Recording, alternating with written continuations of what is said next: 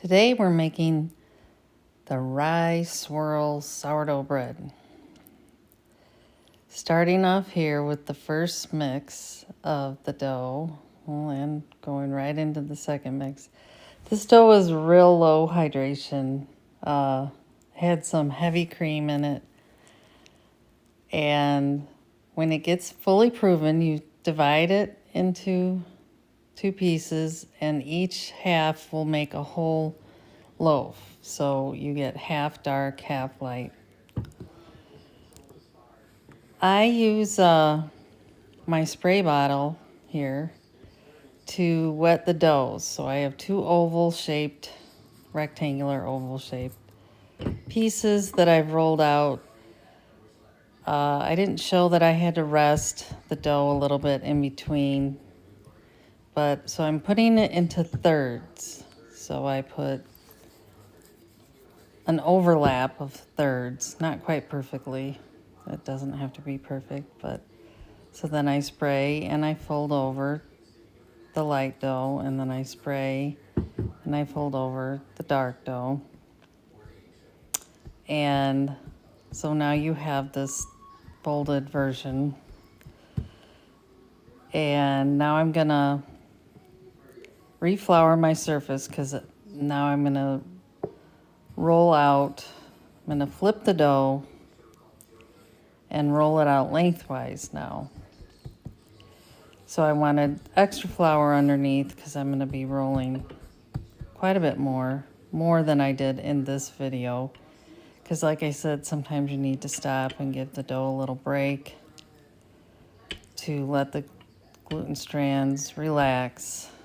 When it's shrinking back on you, just stop and give it a rest. But I knew I was going to be putting this in the Pullman pan, so I was keeping an eye on the width of this dough. So now I flipped it back over to the dark side facing up again. And I'm wetting the whole entire dough because I'm going to roll it up now. This is our last step before going into the pan.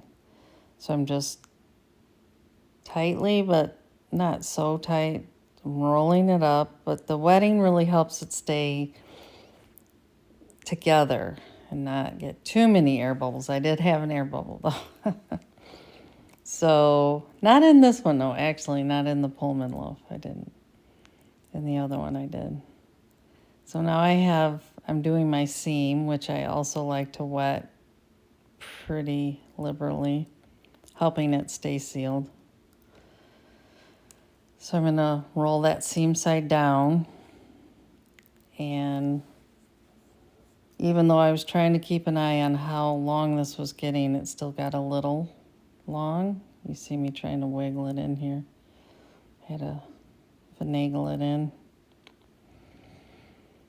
But this is where this dough is slow. I stayed up really late doing this. I didn't have to. I could have put it in the fridge, but I stayed up and I waited for it because I had to wait for the second proof to see this fill the pan a little bit more. And then I covered the Pullman pan with the Pullman lid. I scored this loaf. This loaf I put in a roaster and covered it with the roaster lid. And they both baked at the same time in a 400-degree oven. I'll have the recipe. I'm going to write the recipe down.